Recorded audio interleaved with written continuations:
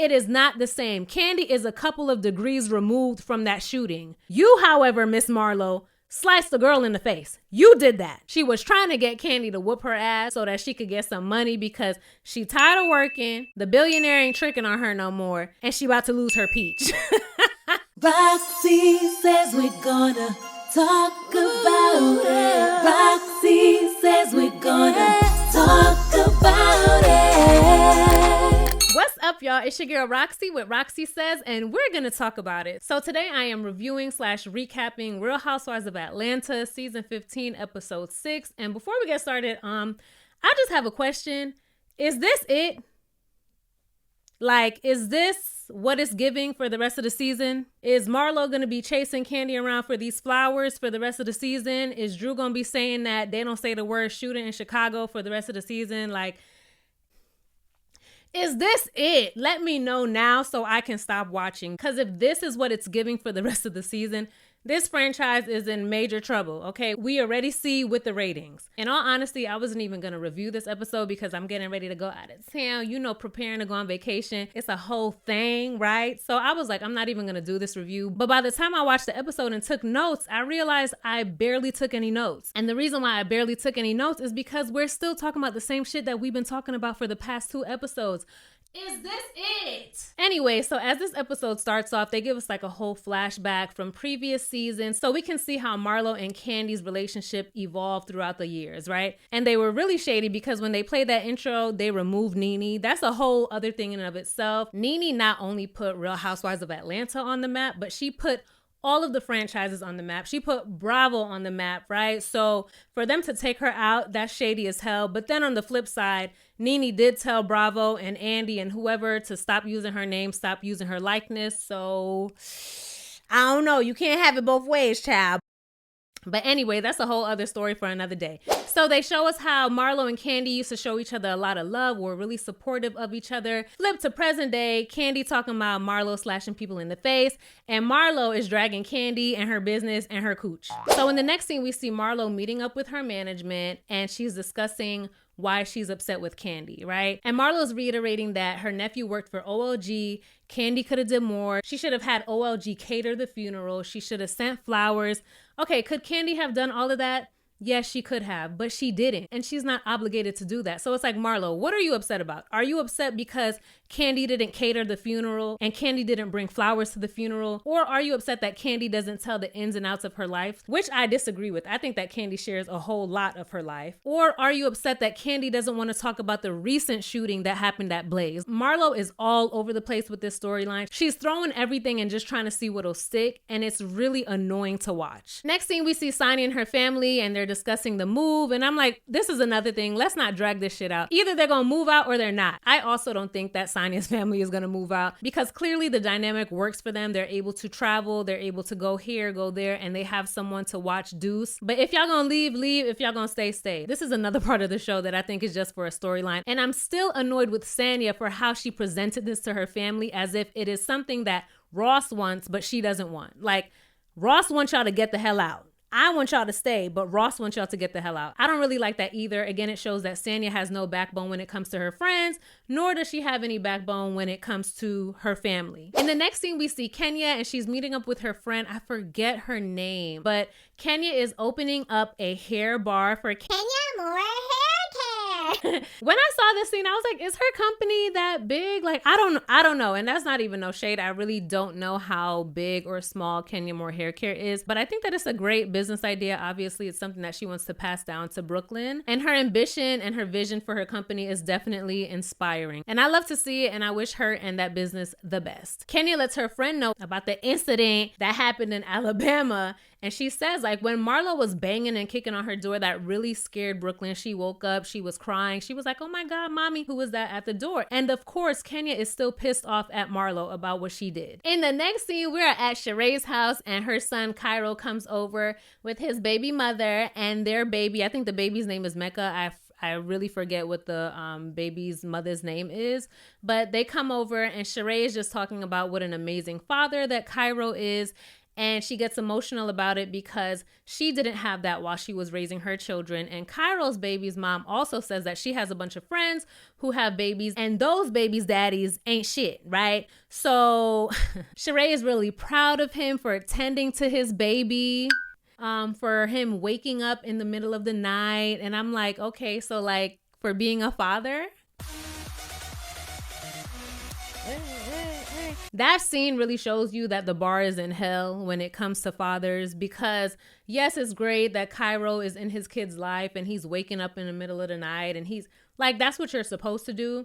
So the fact that that is something that is so like, oh my God, that's really sad as hell. But that's a whole other story for another day. I'm not even gonna get in y'all ass on that conversation right now because we keeping it light, we keeping it cute. But yeah, that's a damn shame. Next, we see Drew talking to Ralph. And I watched Kandi speak on it, and she said that Drew had made a comment about Ralph getting some type of surgery, and then they like zoomed in on his little pee-pee.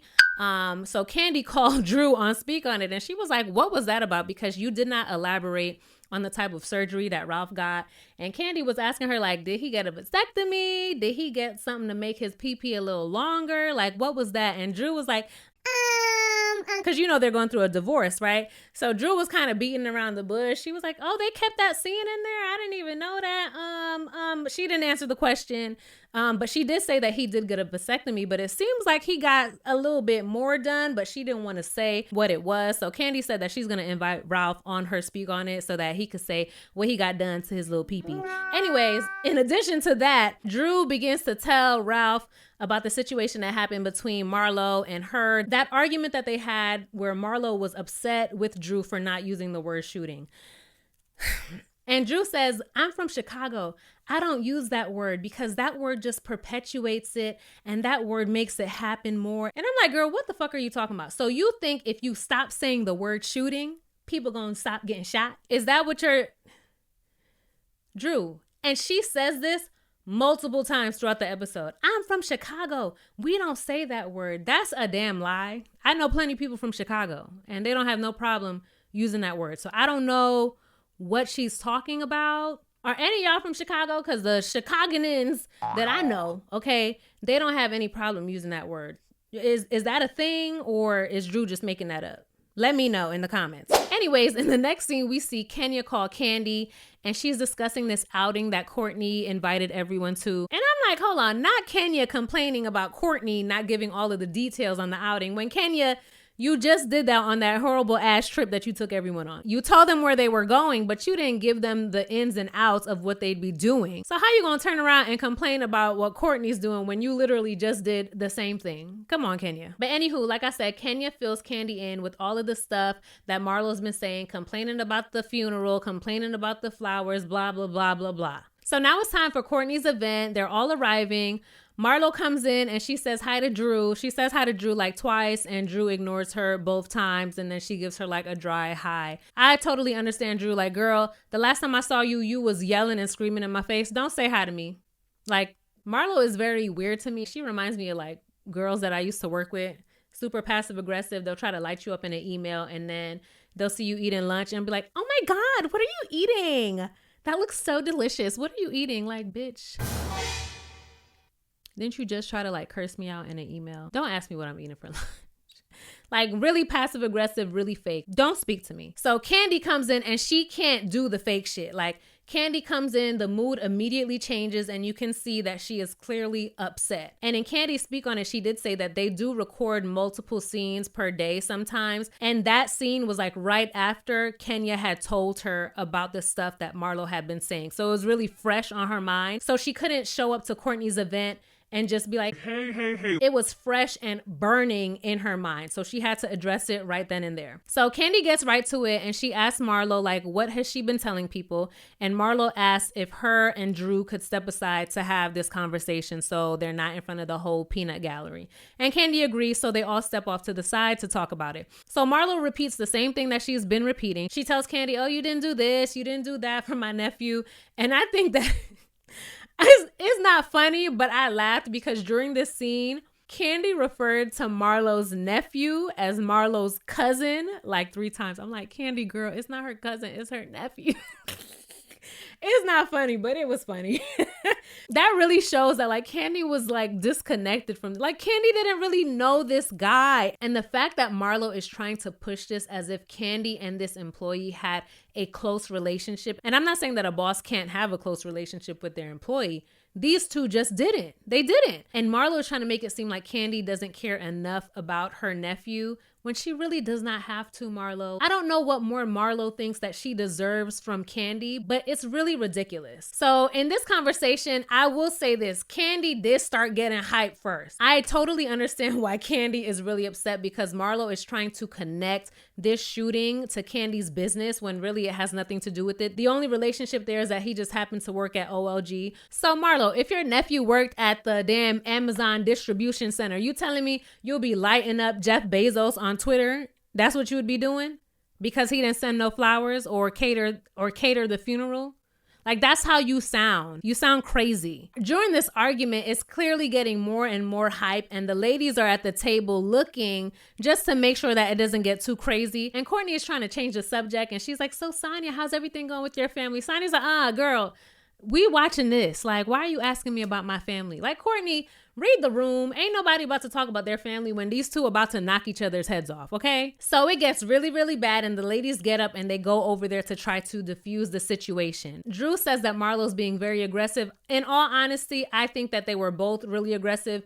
Kandi was really, really upset. Like, Kandi definitely looked more upset and ready to fight than Marlo. Someone in the comments said that Marlo is tired of working. She was trying to get Kandi to whoop her ass so that she could get some money because she tired of working. The billionaire ain't tricking on her no more, and she about to lose her peach. I thought that was funny. But Sonia says, why is everyone acting like Marlo's the only one being aggressive? To that, I do agree because Kandi did look like she was about to whoop some ass. So they get outside and they bring up the fact that Marlo sliced someone's face, right? And what's interesting is that we can see that Marlo is trying to put her stabbing someone else on the same level as Kandi being the boss of someone who got shot by someone else who they met at her restaurant. Baby, it's not the same.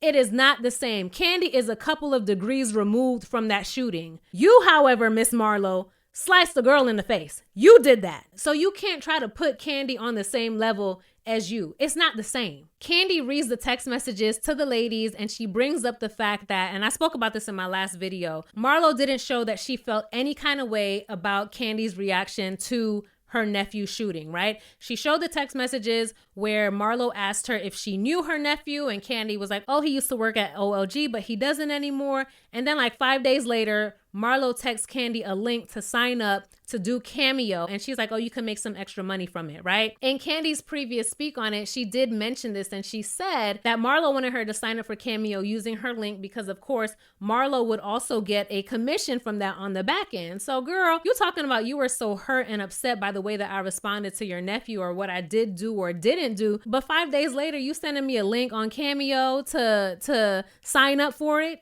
Like, girl. And in this scene, I was cracking up because Kenya, she was like, you lost all your character when you sliced all those women in the face. I was like, Kenya, how many women did she slice? I thought it was just one. Kenya said all those women. Kenya is hilarious. So Kandi leaves. She's like, let me get out of here. Kandi got shit to lose, okay?